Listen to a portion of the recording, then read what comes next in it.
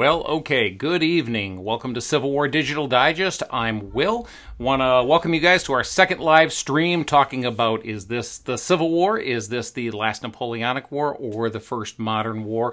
And this evening, I want to say welcome again to historians James Taub and Andrew Roscoe. Good evening, fellas. Evening, Will. How are you doing today?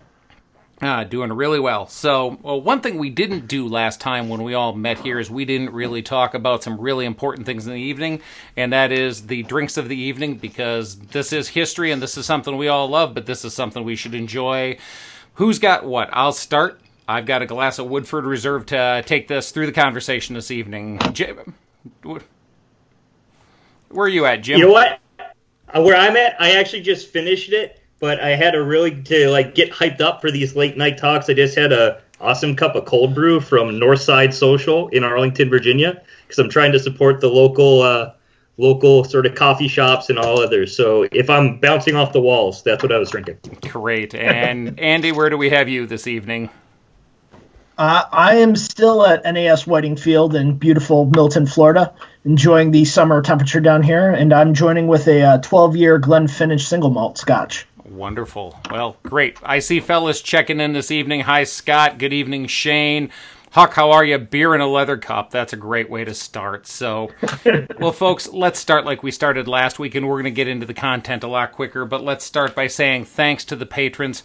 I've been blown away. The CWDD coffee grinders have grown almost every other day this month in April, and you guys have just really appreciate the support for what we're doing here at Civil War Digital Digest, and we'll welcome some new names this evening. Welcome to Gary Arndt, Joe Smotherman, Callum Fox, Christopher Harward, Mickey Holden, Maury Shue, David Derzbicki, Paul Trainer, and the North-South Living History Guild, and I know that's through Shane Pinson, who I already see here this evening. So, folks, let's get into the content. We'll start with a little bit of housekeeping here, and that is, had one critique that came to via Jim last time, where somebody said, hey, we don't need to read all the comments or the questions. I'll say this to you. We're going to replay this on the YouTube channel, and not everybody has the same devices at home. If I'm going to bring up a comment, I'm going to probably read or at least summarize it. That way, everybody on whichever platform, whenever time, can see it. It's just about making sure that we help everybody have a great experience. So, tonight, part 2, weapons and a little bit of the fortifications, exploring the question, is the Civil War the last Napoleonic War or the first modern war?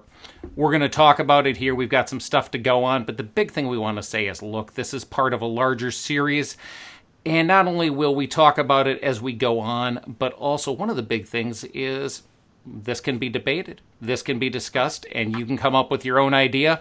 That's exactly what this is all about. So, well, let's do this. Looking at military arms and armaments, things change a lot over the next couple of years. Let's go ahead and start. Andy, if you want to open up, and let's start, and let's talk about the militaries up to the time of Waterloo and just sort of set the stage of where we're headed. Yeah. So we all talking beforehand, we talked and kind of broke everything up into 5 periods, and the first part talking up through Waterloo, so the beginning of the firearm age up to about 1815. We come on, one of the things that you're seeing with firearms in this period, you're seeing about 1700, everything's transitioning to the flintlock ignition system. So you have about 100 to 120 years where the flintlock is the key to firearms technology. And this technology has a lot of problems to it. It's very susceptible to the rain because it involves having to, make sparks with a stone on metal and then have the sparks fall into a pan of powder. Hey, it's not very reliable. There's a lot of misfires with it. The Brown Bess musket and the Charleville musket and the Potsdam musket, these and the U.S. service, the Springfield, the 1795. These are the standard round or weapons of the era. They're very large caliber, 69 to 75 caliber. They're very long, and you can still see a lot of influence of pike tactics. Cavalry is still very important on the battlefield, so it's important to have a long weapon with a bayonet on it for anti-cavalry. You are starting to see things like rifles. So there's famously, the British are introducing the Baker rifle during this period, which is technologically one of the best flintlock patch shooting rifles. And it's really the first ones optimized for military service. But the problem is it still involves putting a patch on and putting a round ball down. So it's a much slower loading process.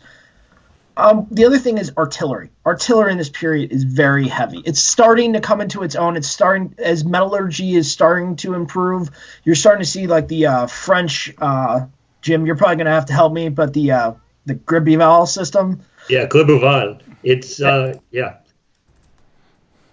But the idea with this was standardizing calibers and barrel weights and really moving to improve the quality of the work. The problem is these are still heavy. If you compare a French 12-pounder during the Wars of Revolution to one during the Civil War, it's almost twice as heavy. You're looking at something that's coming on like 3,500 pounds. And, Will's putting the pictures up as we're talking about, but these are incredibly powerful pieces. These are what Napoleon uses to great effect on the battlefield. But they're very heavy. A lot of times for the bigger ones, you're talking about using draft animals, not like Morgans, but either oxen or heavy draft horses to move them. So they're much less mobile. One cool innovation during this period that people don't talk about is shrapnel. Shrapnel was an actual person. He's a British general. And he came up with the idea of the shells during the period would have a fuse, they'd hit the ground and explode, and they'd make a couple big chunks of metal. Shrapnel came up with the idea of making a very thin shell filled with iron balls, and it had a charge that would basically be a bursting charge in the air. And so if you timed it just right, the shell would burst above the ground and make a cone of destruction down. And that's where we get the word shrapnel from. But it was really a secret for the British during the Napoleonic Wars, and they're the only ones that used it. Everyone else is basically using common shell, solid shot, or grape shot, or canister. And artillery is still not really developed as a great anti-personnel weapon on the battlefield yet. Canister is a defensive round, but at range, all it can really do is shoot solid shot at people. Okay. And go ahead. And the last thing is, we wanted with each of these eras to make them analogous to an era, fortification era. For us in the U.S., this would be where you see the first and second system forts. So like Fort McHenry in Baltimore Harbor is a great example of the kind of fortifications you see during this period. And it's optimized for the weapons of the period. Absolutely. So hopefully that kind of gives a... Sure. I was going to say, and one place I'll talk about a little bit throughout the evening because I'm working on a documentary of it is Fort Adams, Rhode Island. We now know it as one of the 2 or 3 biggest third system forts. Well, and she boasts the ability to mount 464 guns across the entire place. During the second system, the Fort Adams that's there, the fort that actually got the name Fort Adams, mounted a whopping 20 guns. So we're talking much smaller fortifications on coastal as well. Yes. Yeah. So before I take it and jump it and move us forward, Jim, let me open it up to you for a little bit. I know Andy's covered that pretty succinctly. Is there anything we missed? I mean, this is an era that you love. What do you want to add in here? Yeah. No, I mean, it's a great era to study because it has this transitional period. But in this, everybody should form their own opinion as we talk about it. But based on what Andy just laid out, you can start to kind of see why there's a big break between that and the technology we're going to see in the years after the Napoleonic Wars, leading up to the Civil War. It doesn't really seem that impactful when we talk about the physical weight of the guns. We all see artillery pieces when we visit many battlefields across the U.S. And I know many of our viewers may have actually worked in a living history artillery crew, so they know the strain of operating a piece like that. But when you just physically imagine, some of these slight differences that every day we would think of as, well, that's simple. Why is that so innovative? They really were in the time. So I think Andy did a really good job of kind of highlighting exactly what we're talking about as we move forward here. Great. And take just a second. We've got folks checking in from the West Coast, from Illinois, from the Midwest, from the Plains. And Ed's saying hello over from the UK. Good evening, Ed. Glad to have you with us. And then Erica Bannis makes a comment. I grew up less than 30 minutes from McHenry. She's beautiful and absolutely will agree with you there. So, well, let's close out the period and the era of Napoleon's actual era, and let's step forward. Who's going to take us through a time era that we picked up? Dan Stilley, one of our new patrons, welcome, and glad to have you with us. Virginia, good to see you here. The next chunk, like we said, we didn't break it up perfectly even number of years because as we talked about this, and we had several meetings to figure out how to present this, talking analogous to systems of fortification, also talking to weapons changes. There's going to be a lot going on here. Gents, who's going to pick up 1816 to 1850?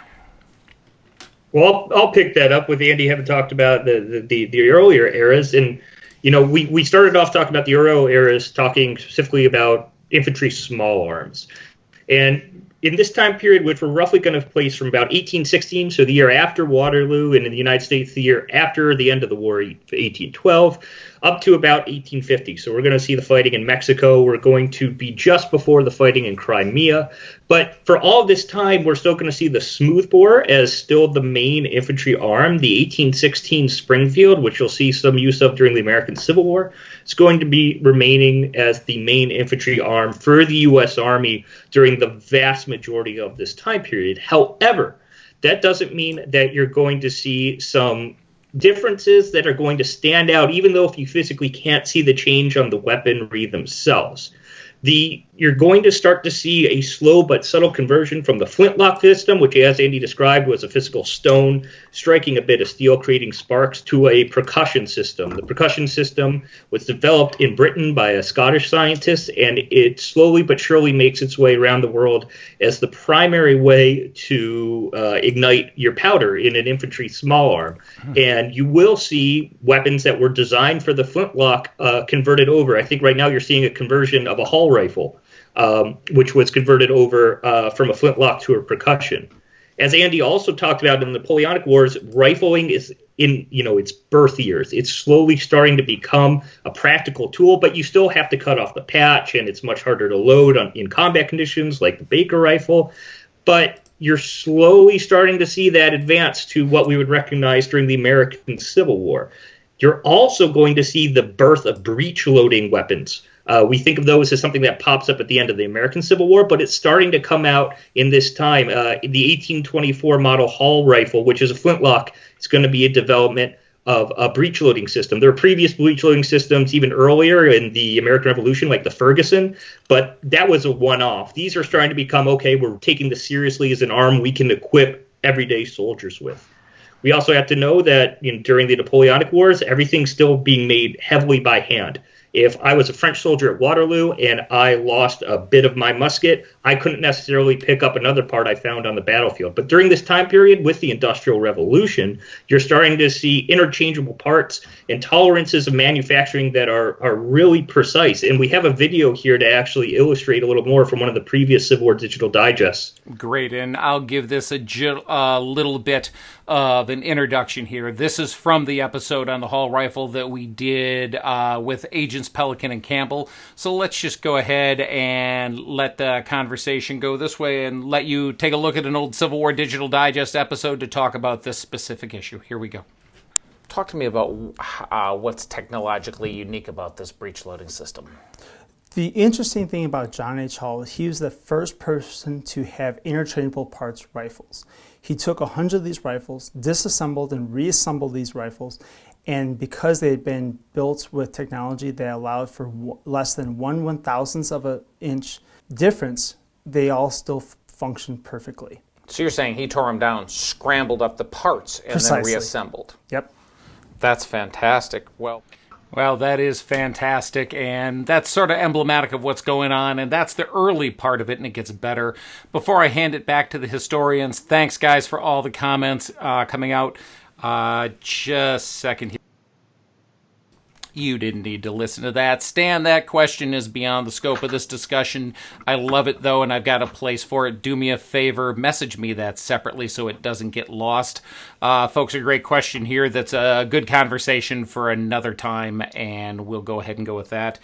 Jim, let me throw it back to you. We've gone through the small arms of the era. Do you want to pick up and talk artillery, or should I hand it to Andy? Yeah, absolutely. Well, I'll talk a bit about artillery because I'm going to leave Andy with the bread and butter of our topic here, which is the American Civil War. And plus, it gives me less time to talk, which is great for everybody. But another thing, as I mentioned before, is that these small changes that you wouldn't think from the outside having a big impact being huge. For artillery, metallurgy.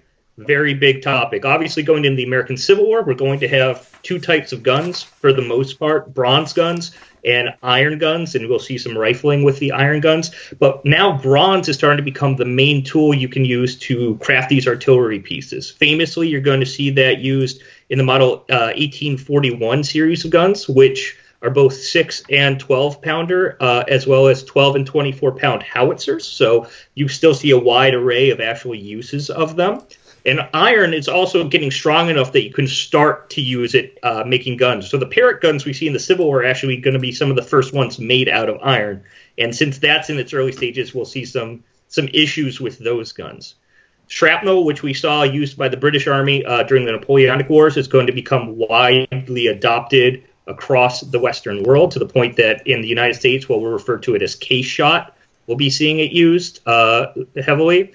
And most importantly, and I think interestingly for me, is this weight reduction in terms of artillery. You can have a much smaller crew with way less, whether you use horses or actual manpower to pull these guns into place. The ability that artillery batteries are going to have in Mexico to create flying batteries of horse artillery or foot artillery, where they're moving rapidly from place to place and wherever they're needed on the battlefield, would not have been possible during the Napoleonic Wars. But now these artillerymen are able to move from point A to point B, get the gun up, get it firing rapidly, unlike any time previously in history. Sure. And Jim, let me just pause you there for a second. The two photos that we're taking a look at here come from the Library of Congress.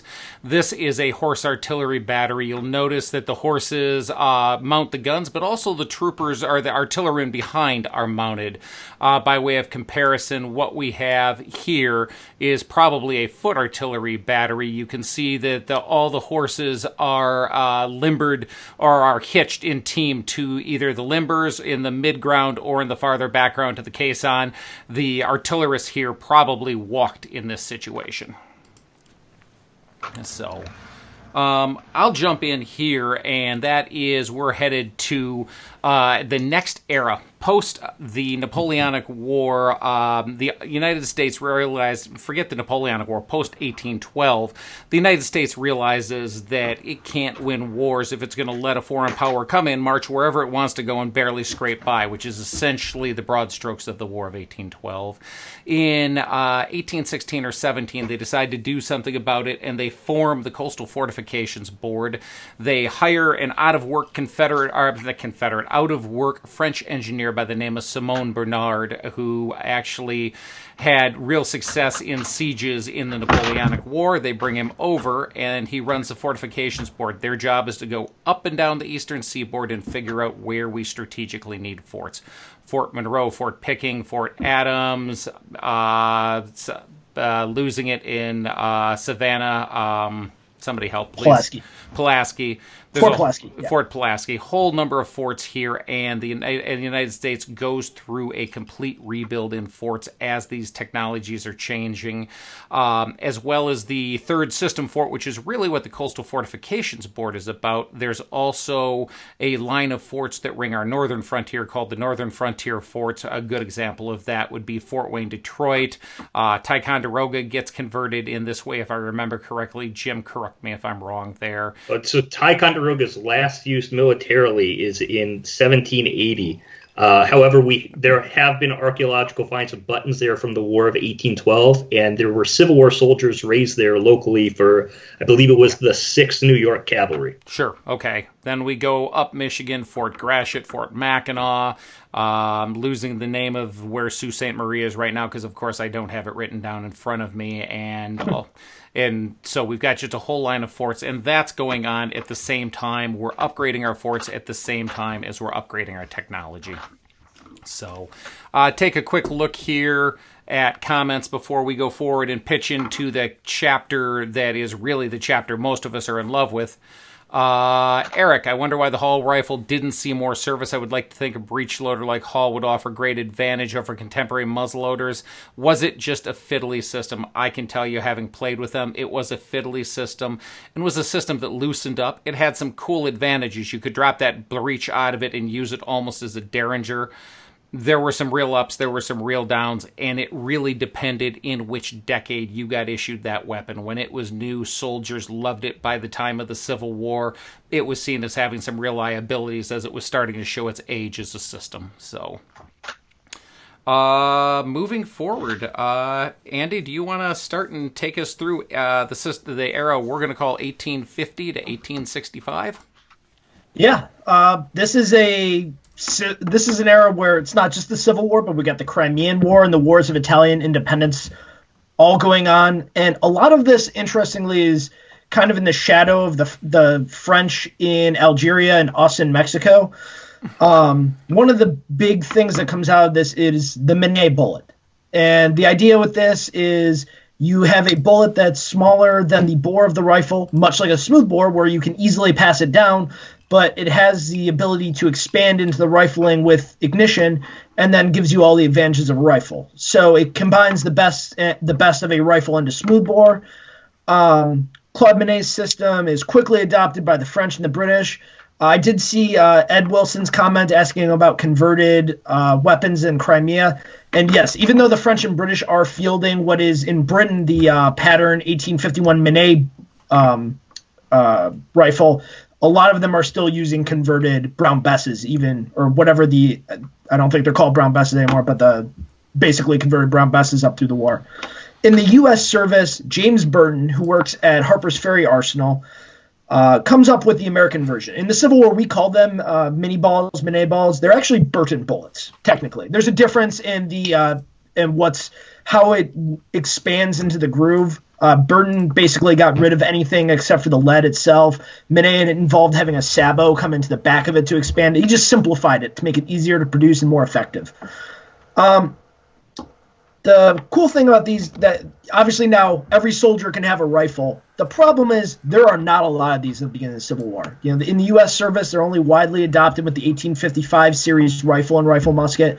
And beyond outfitting the regular army, there's just simply very few select militia units that have these rounds at the start, or these weapons at the start of the war. Most people are dealing with converted smoothbores still. So that it makes it now, hey, rifling can be convenient for the infantry. However, we talked about this 2 weeks ago, that it involved, these weapons are still large caliber in the 50s or low 60s caliber, so they're very low velocity, which means that they have a parabolic trajectory, which means that you have to be very specific about estimating the range. And we talked about the British and the French schools on that and how most U.S. soldiers aren't effective at that. So that means that even though we can see out to 300 yards, it's about the edge of like a man-sized target human eyesight for most people, the average engagement range is still 100 yards, just simply because people are bad at estimating the range. And at 100 yards, the bullet hasn't lofted very much yet, so it's still easy to hit. So I talked about the scarcity a few minutes ago, and one of the things is the international arms trade is really huge at this point. This might be the first time that the international arms trade on a private side is getting really large. You think during the American Revolution, yes, the French are giving us weapons, and that's certainly, made a big help for us getting thousands of Charleville muskets. But now you have it where, we're going into the American Civil War, and U.S. and Confederate agents are buying Enfields from England. You're buying French muskets, Belgian muskets, Lorenzes, Saxon muskets, Prussian muskets. You're buying some new stuff from them. You're buying some really old crap from them too. But everyone's so you're seeing this widespread of quality, widespread of origin, widespread of calibers. So it makes for a very big logistics nightmare for both sides for the first part of the war. The cool thing coming in during this period, cartridge weapons. So, we've been talking about this evolution from, hey, I've got, the flintlock, now I have percussion. Now we're talking about, instead of just having a paper cartridge and a separate ignition, I am starting to make, you have cartridge guns, breech loading, either The Sharps rifle and carbine series have, either a paper or a linen cartridge. You're starting to move towards metallic cartridges, though. Now you're starting to see, the Spencer and the Henry, famously in the Civil War. Also in Germany, at this point, you have the needle gun, which is interesting because it's a self-contained cartridge, but the primer is actually at the base of the bullet. That's why it's a needle gun. The needle punches through the cartridge and hits the cap at the base of the bullet.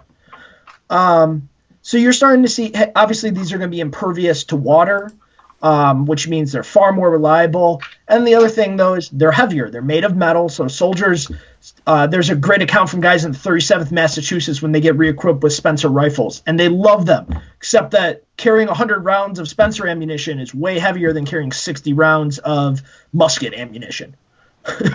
So... Yeah. Well, I guess that's one thing to really pick up on and to look at, and I think we've got a case study we can look at here. We talk about one thing that I've been seeing as I did the episode last year for the digest on the repeaters, on the Spencers and the Henrys, is we ran into something that, as we read through different places where the Spencer was used early on, we run into a really good comparison, and that's a comparison between Colonel Wilder and Colonel of Wilder's Mounted Infantry and Colonel Russell Alger of the 5th Michigan Cavalry Command. He actually is a full bird colonel. The photo you see here of him on the right is courtesy of the Dale Neeson collection, slightly before his promotion to full colonel, and he actually commands at Gettysburg, and these two men have a real difference in using the Spencer, and it's something we need to watch. There's two things going on. One, it's great to have high-capacity weapons until you shoot yourself dry, and that's exactly what Alger on your right did at Gettysburg, whether by not managing his men or whether just by how thick the East Cavalry Field fight was on July 3rd. They had to mount the regiment and become a saber regiment again because they were substantially out of small arms ammunition. If you look at Colonel Wilder on the left, when you look at what's going on in Hoover's Gap, one of the things you see his regimental commanders writing is, "We dealt with the Confederates by firing volleys." They had received specific orders going forward that the men were not to waste ammunition, were not to lose ammunition, and these went out to the brigade because they had precious few ammunition. Well, Wilder's officers were controlling their rate of fire by firing volleys, plus the psychological morale of, okay, consider being a Confederate infantryman who had just spent years dealing with a musket. You're going to start a charge. You just take a volley. You're like, okay, great. I've got X amount of time. We can go so far before they can hit us again. You take 3 steps and another volley hits you. Just think about the psychological hit there. And then the other thing that I do want to say that keeps striking me as I study these weapons more in the Civil War era, a metallic cartridge versus a paper cartridge. Did Wilder's men do great because they had Spencers that had higher capacity than the muskets of the Confederate brigades at Hoover's Gap? Or, since it rained all day, did the fact that they had these pesky little metal cartridges protecting and keeping the powder dry help them? Both of them are certainly factors in the whole discussion about moving technology forward as we look out through the Civil War and beyond. Before I turn it back to our fellas, I have a question here from Dan Giddick to the group, and that is, could you address the debate that rifled musket did not cause higher casualties? And he says, thinking of Earl Hess's work. So Earl Hess's work, rifle musket in the Civil War combat, it's really a revolutionary work. It builds on Patty Griffith and Brett Nosworthy's books. And really, it's a great read. One of the things that Hess talks about, though, is the relative casualty rates compared to Napoleon, other wars that had happened previously. I think it's a debate. It's too hard to talk about the entire debate right here in the time we have.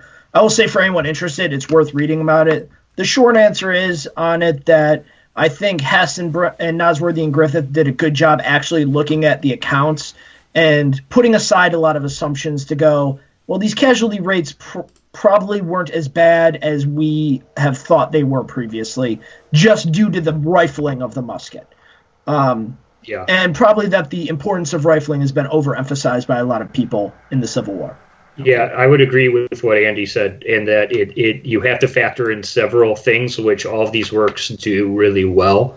But at the end of the day, we're still talking, and you can correct me if I'm wrong, no more on average than about 10 to 15% casualties on a regimental level in a major battle, which is obviously destructive if you're one of those 10 to 15%. But it seems to be much lower than what we've previously thought when we describe looking over these open Civil War battlefields. And this is an average. Obviously, there are the cases like the 24th Michigan and Gettysburg losing 81% of their guys. How'd I know you were going to go there, Andy? Hey, there's, you got to go back to your bread and butter. Good. Well, let me do this. Go ahead. Oh, yeah. No, go ahead, Will. Okay, I was going to say, I have two people asking the same question, saying great minds think alike on the chat. This from Scott and backed up by Shane, and goes to a weapon we haven't discussed this evening. Did the Colt revolving rifle get a bad rap from our modern perspective, considering how effective they were at places like Boonesville, Mississippi, which, interestingly enough, is also a Russell A. Alger fight back when he was a captain in the 2nd Michigan? The Colt revolving rifle is a cool idea. It had some technical issues. It was prone to chain fire, and which means that all of its cartridges would go off at once, which is problematic if you enjoy the fingers on your left hand. And there just weren't a ton of them produced. However, where they were used, they were effective at times. The 4th Michigan Cavalry and the Sabre Brigade, Minty's Brigade out west, used them to great effectiveness before they got Spencer's. 21st Ohio at Chickamauga, obviously, to great effect. But then there's other things, like Berdan sharpshooters had them for a while and hated them. When they got their Sharps rifles finally that they'd been promised, and they willingly threw aside the Colts because they despised them. So, I'll say the one workaround that I've read for the Colt is 5 instead of 1 is a huge advantage. 2 instead of 1 is still a lot better, and I've read situations where they would be ordered to load only 2 cylinders in order to defeat the chain fire issue. So I don't think it necessarily is a modern view back being a knock on them. I think they had issues right then and there. So, question here, scrolling down from Kurt. Was cost a factor in using repeating rifles as opposed to regular rifled musket, 100 bullets versus 60? One would think the cost to manufacture them would mount and further debt each side. This was one of our notes. The ordnance he had the ordnance department during the Civil War. James Ripley was great. He was the one who really converted the Army to rifled muskets from smoothbores. In a lot of ways, really helped modernize the Army. However, he was notoriously hated Spencers and Sharps. He was great for cavalry, but he thought that infantrymen would, with multi-fire weapons or breech-loading weapons, would just waste ammunition. So there was a lot of institutional inertia towards adopting those weapons. And that kind of goes, I see Andrew Plevla's question about how many Henrys were issued. There's less than 10,000 Henrys produced total during the war, and they're privately bought. So there's very few that are making their hands into unit-wide. I think the only unit that I can think of is the 66th Illinois. Western Sharpshooters? Yeah. I know of like the 110th Ohio. They equipped, their colonel bought Henrys for their sharpshooter squad in 1863, but it's very hit or miss for a lot of units to have them. Okay. Well, before we push on, Stan's asked, was there any thought in doctrine before World War I that repeaters would allow for what we now call small unit tactics amongst infantry, restoring individual initiative in battle, meaning any precursor to Strassentruppen type of ideas, or were repeaters still considered a way to increase firepower using conventional doctrine? That really sort of goes to some of our discussions, doesn't it, fellas? Yes. Oh, yeah. As much as I want to answer it as a lead up to World War I am completely in awe of Andy's work on sharpshooter units in the Civil War, so I'm going to defer to him on it. Well, thank you, Jim. So, there's been a lot of good discussion on Confederate sharpshooter units. I've been doing research for the last couple of years, and Jim and Will have both been sounding boards for me on talking about Union sharpshooter units. We talked briefly last week about the breakthrough at Petersburg, and Stan, yes, I absolutely agree that there's a lot of push towards small unit tactics going with these kind of increase in light infantry with advanced weapons towards the end of the war, especially in the Army of the Potomac and the ANV. And like in the breakthrough at Petersburg, you're seeing regiments and battalions of sharpshooters used essentially to infiltrate forward, find good firing positions, and use heavy amounts of fire to suppress positions to allow sappers to break up defensive positions in order to allow assault columns to push through. And when you start talking about that, that sounds awfully like what you start seeing the Germans doing in 1916, 17, 18. Yeah, I agree. And it's developing simultaneously in Europe. I'm going to completely butcher the German, so I'm not even going to try, but I believe it's Aufkriegstaktik. Or something like that, where the Prussian military, even before the German unification, is encouraging small unit leadership and independence and flexibility. So great. And that goes back to one of the questions we had 2 weeks ago. Yeah. Well, fellas, before we shove forward post-Civil War, let's go ahead and let's talk about artillery in the Civil War era. So do we want to handle anything there? Yeah, I'll hit it real quick. So artillery in the war, Jim alluded to this already, we're seeing iron weapons now. So you see either wrought iron weapons like the 3-inch ordnance rifle, or you're seeing cast iron weapons like the Parrott rifle. Cast iron's a little bit weaker of a process, hence why you see either like the Dahlgren naval guns, which are built in that soda bottle shape with a wide breech, or Parrott, which actually put a wrought iron band on top of the cast iron breech to prevent, because they were susceptible to breech bursting. But interesting thing, again, you're seeing lighter and lighter guns. The 3-inch ordnance rifle the barrel weighs 818 pounds compared to, bronze 12-pounders in Napoleon's time that are weighing 1,800 pounds. You're seeing over 1,000 pounds or 60% reduction in weight. In gloves, we're much more mobile. You're seeing rifling on a large scale.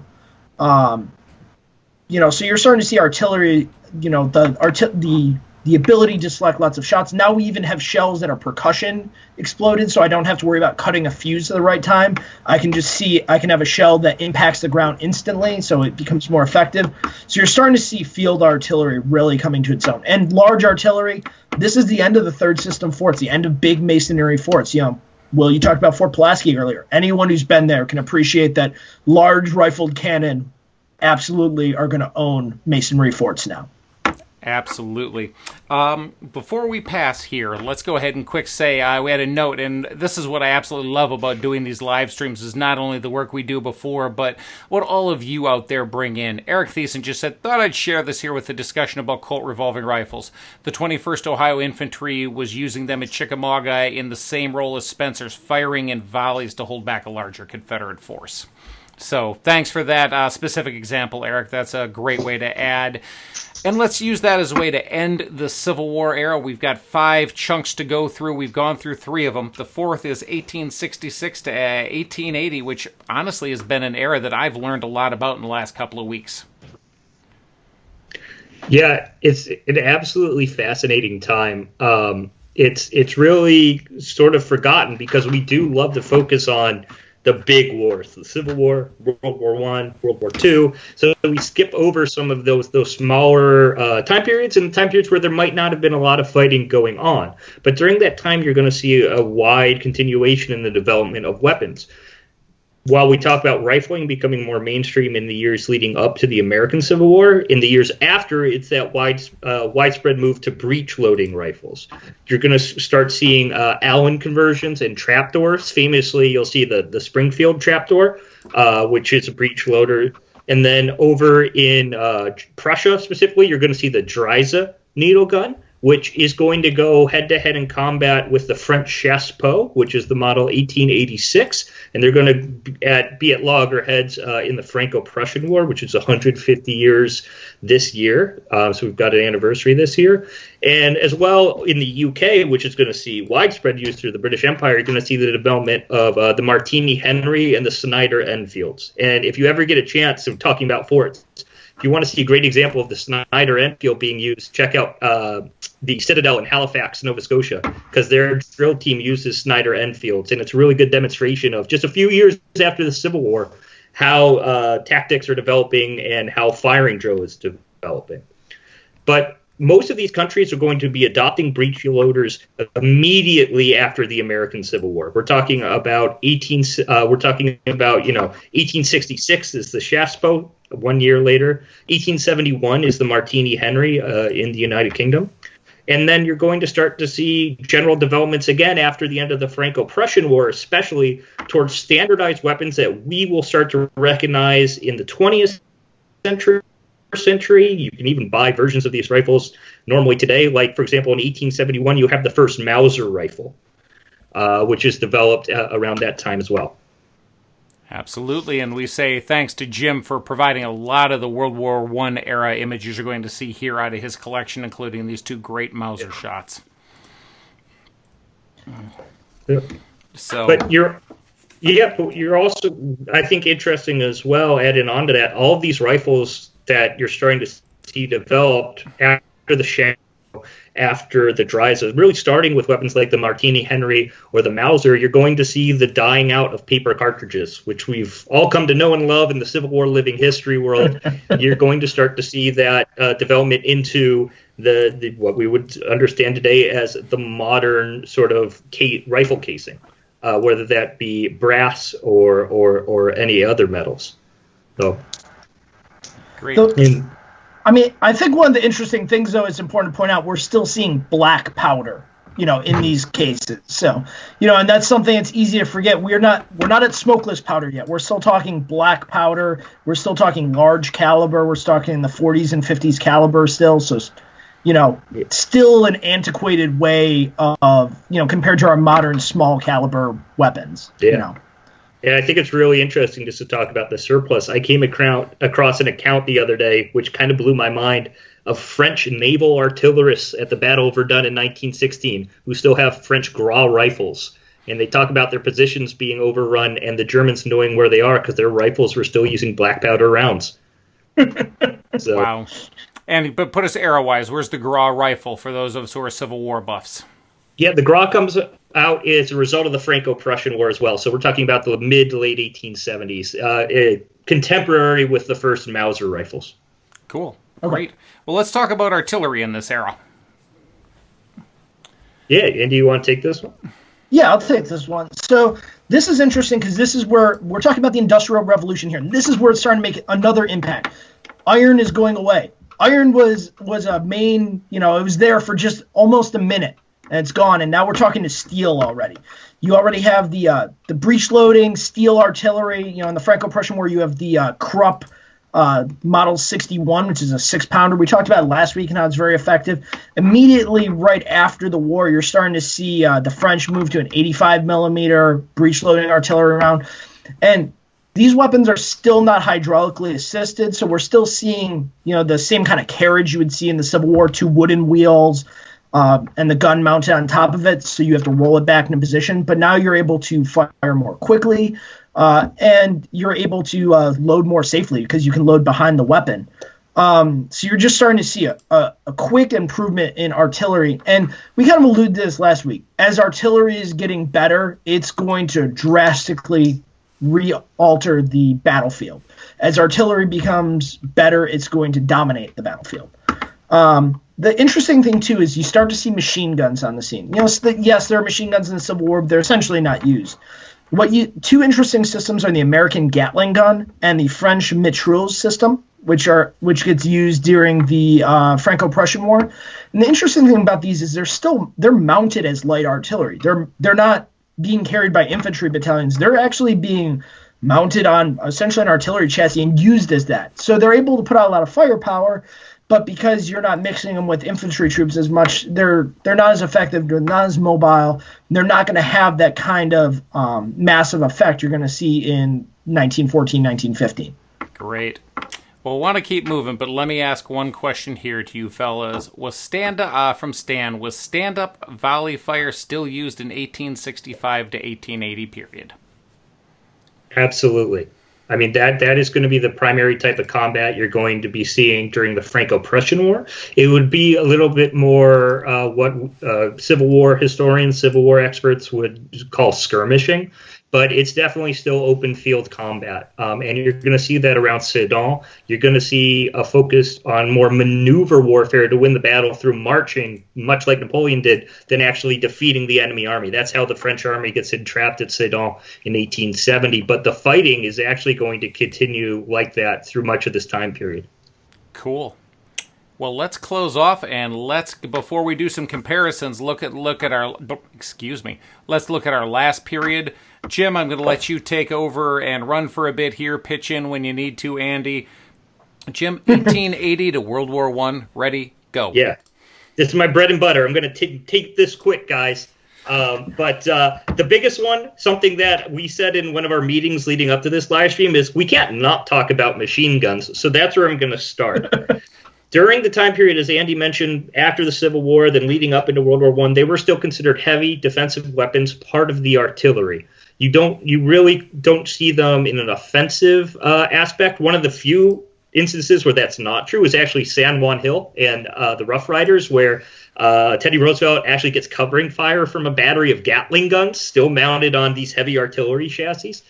But in the years after that, as we look at what become the Maxim gun, or the machine gun you would recognize as the heavy machine gun of the First World War, you're going to see this increase in a rate of fire. You're also going to see, because of that, a need to cool the barrels down and the overall mechanisms down. So you're going to start to see use of water-cooled weaponry. As I previously mentioned, the most famous gun that comes out of this is the Maxim design, designed by Hiram Maxim, who sells in various forms with the Vickers Company out of the UK. He was an American-born inventor living in the UK, and the Vickers Company themselves are going to sell that design to the Germans, who come up with the main German machine gun of the First World War, the Maschinengewehr 08, a predecessor of, more famous later on, the Maschinengewehr 34 and 42.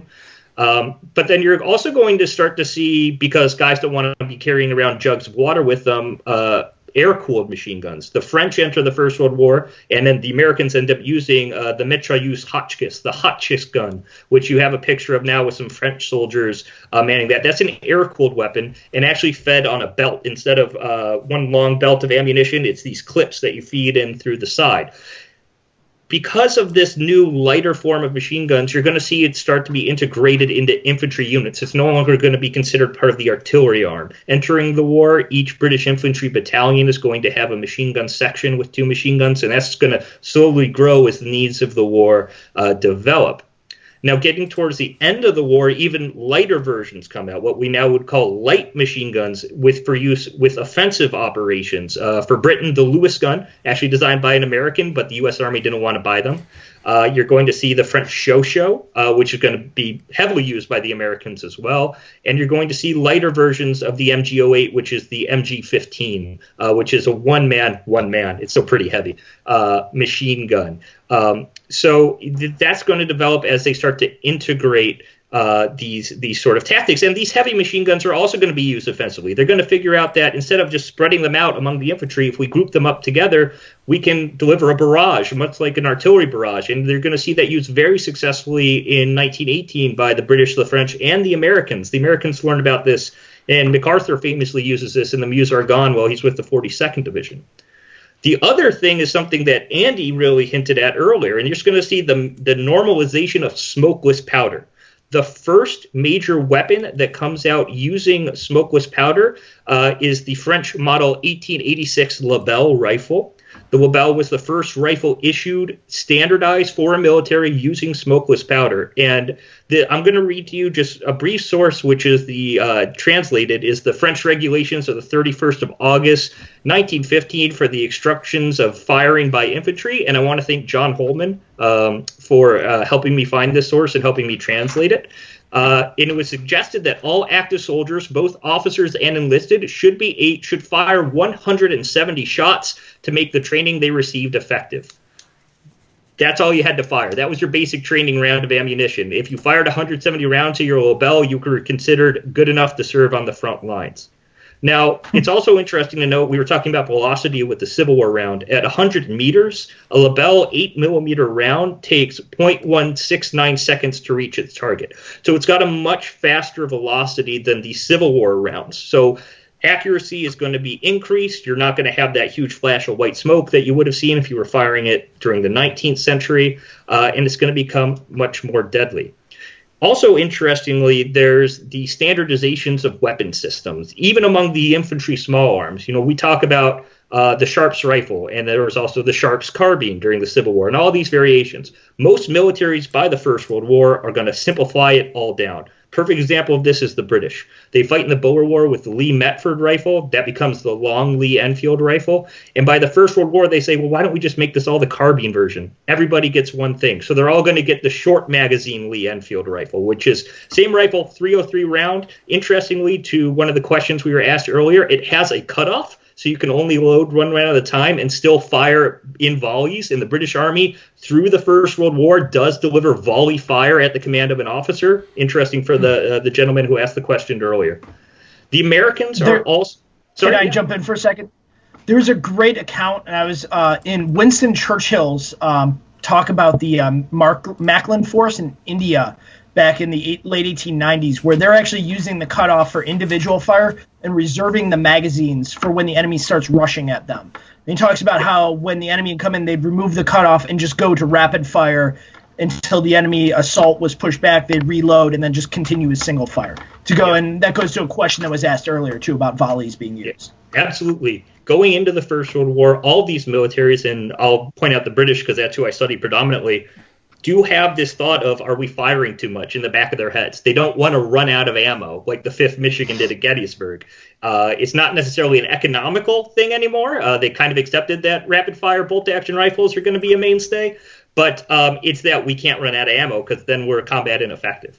So firing by volley and measuring the fire is still very, very important. And they're not going to just open up with rapid fire. The British famously have the Mad Minute where they can fire off 15 rounds aimed in a minute. They're still going to be calm and measured. But with that, you're also going to see development of specialized weapons. In the American Civil War and the wars just after it, I'm a private in the 1st Michigan Infantry. You could tell we're all kind of biased towards Michigan. And that's what I am. I'm an infantryman. I have my firearm. I have a bayonet. This is my job. Going into the First World War and in the years as the First World War drags on, you're going to do specializations. Not only am I a soldier in the 1st Regiment, I'm in an infantry company, and I'm a rifle grenadier, or I'm a light machine gunner, or I'm an ammunition carrier, right? Everybody's going to pick these things up. Or as important to those boys, you're actually trained to cook, not just told, here, 2 of you guys, you're cooking for the entire company. Exactly. There's so yeah, go ahead. Oh, I was just going to say, and you're pushing that down at, like you said, the lower and lower level where you're starting to see specialization within a squad even. Not just, regiments or companies, but I have a squad where different guys in the squad have different weapons and different jobs. Exactly. I've always, and I still don't consider myself to be the best at this, but I always say, and Andy may correct me here, being and actually serving in the military, but you could take someone currently serving in the military today and place them in the American military of the First World War, and they would recognize it. It wouldn't all be the same, but they would recognize basically how things ran. You couldn't do that if you took someone who wasn't a Civil War historian serving in the modern military and put them in a Civil War regime. So that's kind of where we're starting to get that modernization. The Americans are doing it as well. Obviously, as I mentioned before, the Americans have primarily shows for their light machine gun, but you're going to start to see the development of weapons that are going to be a mainstay of not just 20th century, but of all American military history, like the Browning automatic rifle, the BAR. You're going to start to see developments of shotguns, which unfortunately today are overhyped how much they were actually used in the First World War. Not that many accounts of them actually even being in France, but you do see them used in the Second World War. And again, rifle grenades. The Americans are predominantly resorting to using French rifle grenades because we didn't have a design of our own where you actually have to fire a live round to get the grenade out. So good luck with that. And then as well, you're going to start to see artillery as a result utilized in a way in a supportive form of the infantry versus being on the front line. They're starting to be in the rear. Famously, the French 75 millimeter gun, the Soissons Cans, which is also a really good champagne drink today because they say if you drink it, it felt like being next to the muzzle of the gun when it went off, is going to start to be used miles behind the line.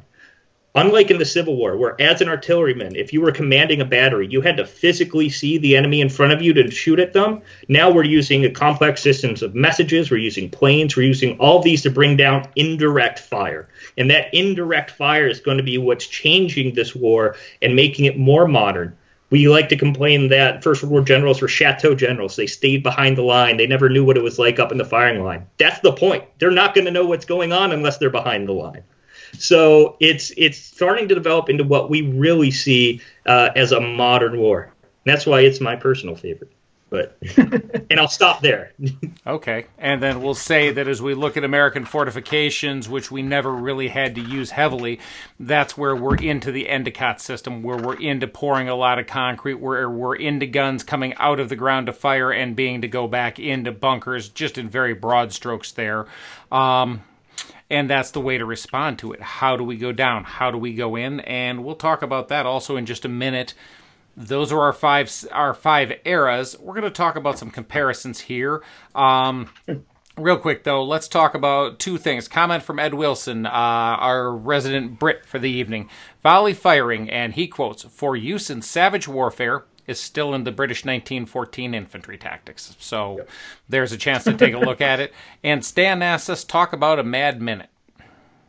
Yeah. So I could definitely, and I'm sure Andy can build up that. The Mad Minute famously refers to how they trained British infantrymen in the late 19th century and early 20th. They're still teaching it to British recruits during the Second World War and in the years just after. The idea was that a British soldier, British infantryman, would be able to deliver 15 aimed shots a minute. That's what that minute is. You had to be able to complete that to then process on to your regiment. So when you hear the Mad Minute, that's what we're talking about. We're talking about 15 aim shots a minute. And Andy, you might be able to clarify the actual distance the target was at.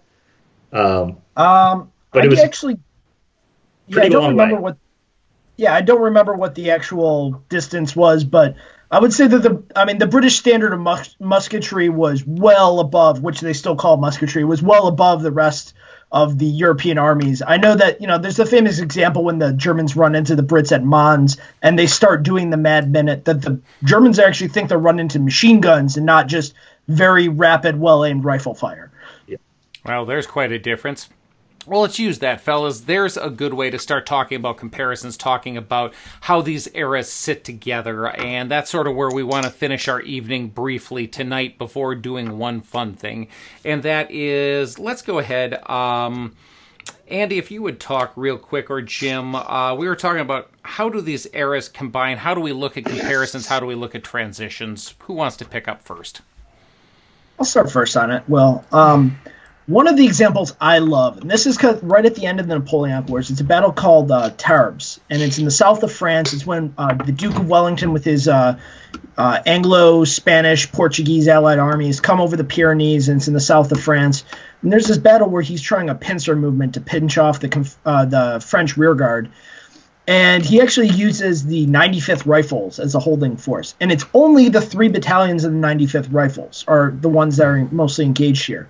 And what's interesting is using the Baker rifle, they're using all the different modes of warfare together. They begin in skirmish order using rifles at range. They're using an assault in skirmish order. They push back the French. The French are coming to attack them. And they're actually quickly shifting from skirmish order to line formation. They're firing volleys, they're firing unpatched bullets out of their Bakers, and in fact making them smoothbores.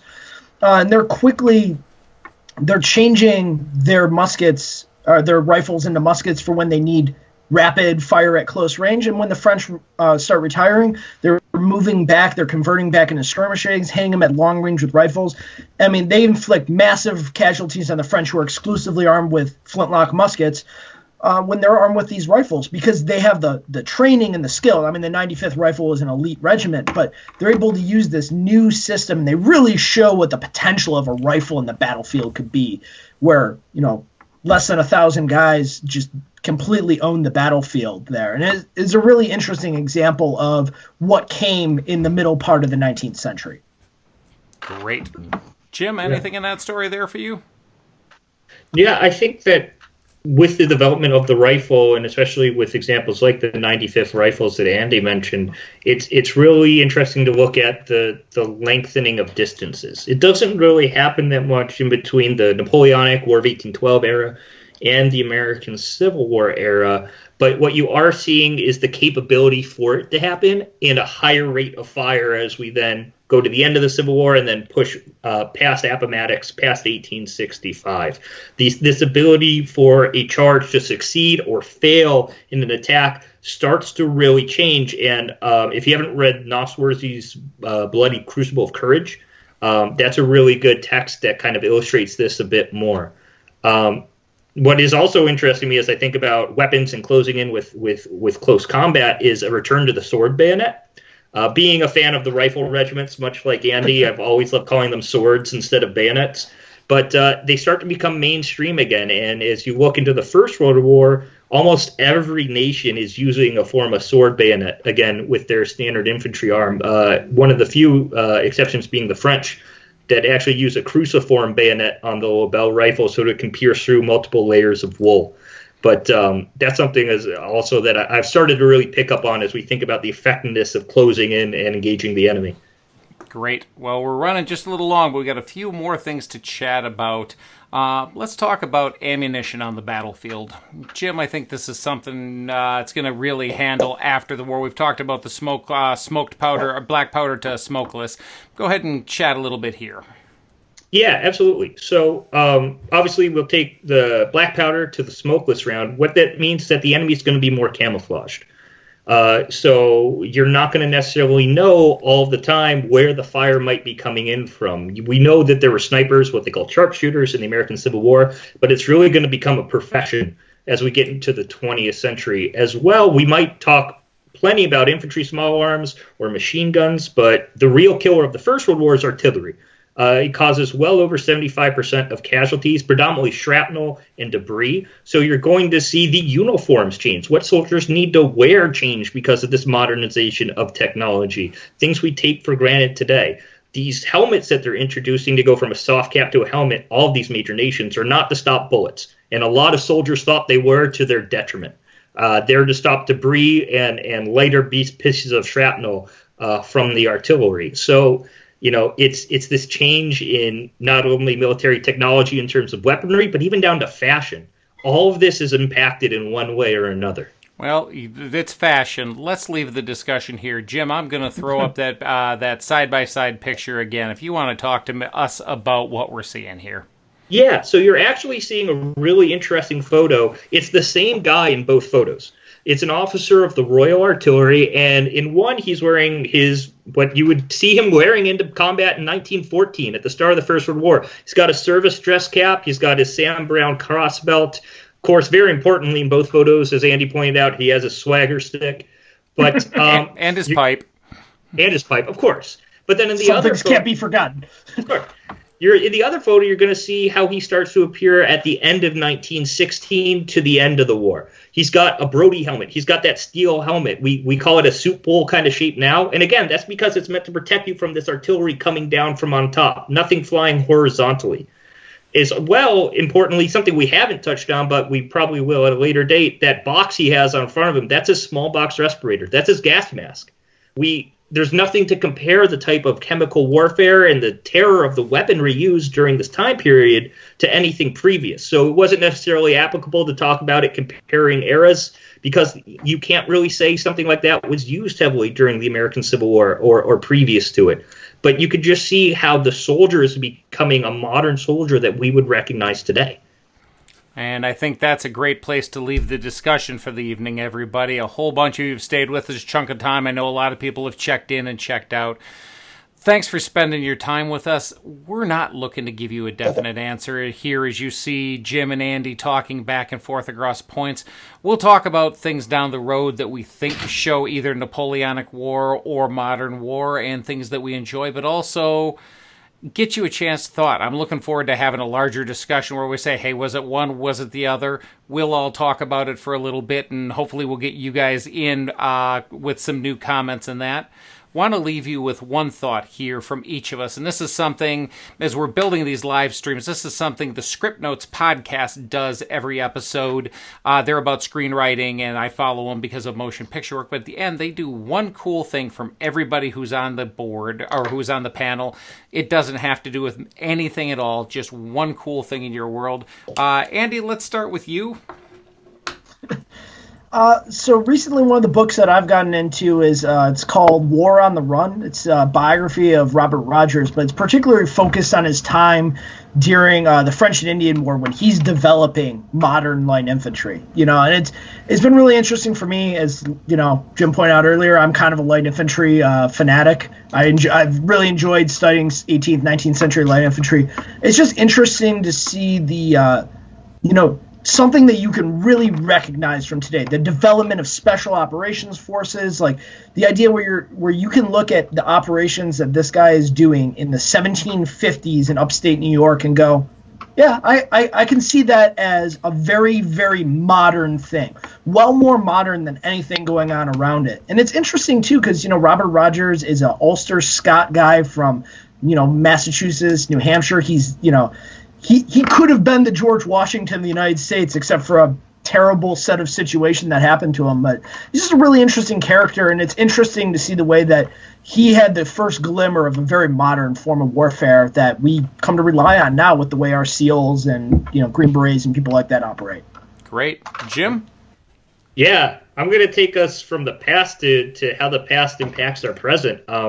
For guys like me who study British history pretty heavily, something cool that's happened recently is because of the unfortunate circumstances of the current pandemic, the British National Archives has done something great, which has opened up a lot of their files that normally behind paywalls to be free. So a lot of the information that I get on a daily basis of what was this unit doing that day, what were they wearing, what were they eating, what are their daily activities during the First World War, informs in documents called war diaries.